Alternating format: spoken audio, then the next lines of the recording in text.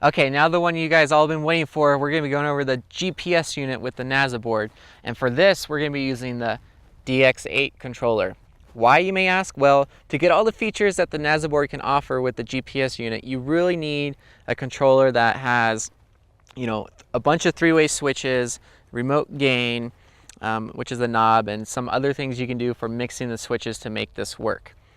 Now, we made it super easy for almost everyone to understand by putting stickers on each switch that are yellow and red that tell you what each switch does, and that's what we're going to go over right now.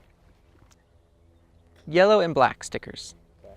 This switch, like on the previous DX6i controller that we did with the no GPS, is going to be performing the same function where it changes our flight modes. All the way back is manual. In the middle is the altitude stable mode, which is the one we just demonstrated with the DX6i and the NASA board. Now, all the way forward is GPS mode. This mode is going to be very similar to the altitude stable mode, but instead of using barometric and the magnetic compass in it, it's going to use GPS to do a better altitude stabilization. Now, the next switch I would like to go over is the fail-safe switch. Now, this switch all the way back is off. If you flip this switch forward, we're going to have a return to home function on the GPS unit. So the idea is that if you are flying out and about and you get disoriented, or it's kind of further away, or you want it to do an auto return to home and land, flip the failsafe switch.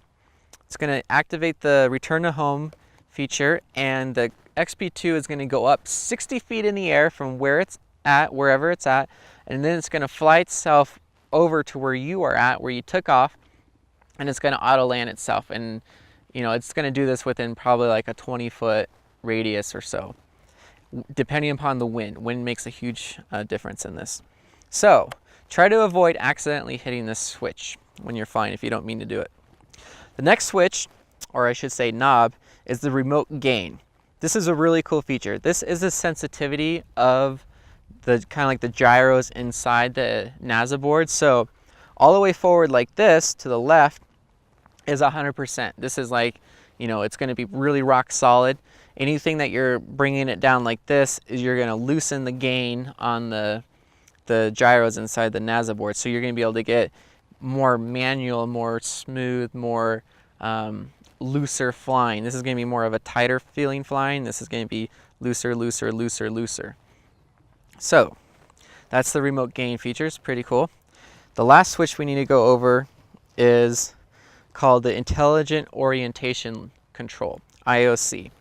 This is a feature of the NASA board with GPS only that will allow you to maintain orientation no matter which way the XP2 is facing. So if you flip the switch to course lock, what it's going to do is wherever you take off, which way the XP2 is facing, no matter which way you rudder the XP2, the original way it was facing when you took off is going to be forward, and the original way you took off backwards is going to be backwards. So, if you're facing the mountains and the XP2 started off facing the mountains, you go forward, you do a 180-degree spin. If you want it to come back, you just pull back on the stick. You don't have to fly reverse. You don't have to fly, at a different perspective. If you do a 90-degree turn and you want it to come back, you pull it back, it's going to go back towards you. Forward's going to go forward. Now, this isn't going to work if you do like a loop around yourself where you are all of a sudden now flying 180 degrees behind you. You have to take into account that the original course lock was facing the mountains. So if the mountains are now at your back, that's going to be forward on the stick to go towards the mountain. So if you spin yourself around, it's not really going to help you very much, because it's going to be really confusing on which way it goes. Now, the home lock. This is a kind of even more advanced feature. This one will, wherever you take off, that's the home GPS unit. And what it's going to do is basically in any type of radius, if you pull back on the stick, it's going to try to come back to that home location. So if you're out and about and you fly and you do a big 180 turn around you and you want it to come back, all you do is pull back on the stick no matter which way it's facing, if it's sideways, left or right, or forward or backwards. Backwards is always going to be towards that area you took off. Another thing to note about the DX8 is when you first turn on the DX8, all your switches have to be back. You know, they have to be up here like this. If they're not, if this switch is forward, you turn it on, you're gonna get a really annoying beeping sound until your switches are forward. So this is a great safety feature because we don't want to start out in fail-safe mode or in any other GPS mode. We want it to be all the switches back. Turn it on with all the switches back, and the controller will be nice to you and say, good job, you're smart. One thing I forgot to mention is that your throttle has to be down all the way too. If your throttle's up a little bit, which is bad, it's gonna beep at you like that. So throttle down, switches back, your controller will be nice and you'll be ready to go.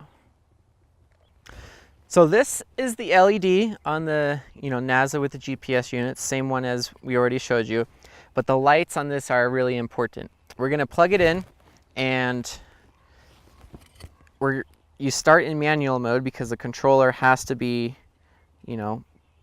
all the switches have to be all the way back. We plug in. Right now, we have a flashing red light right here. You see that? That means it doesn't have a GPS lock.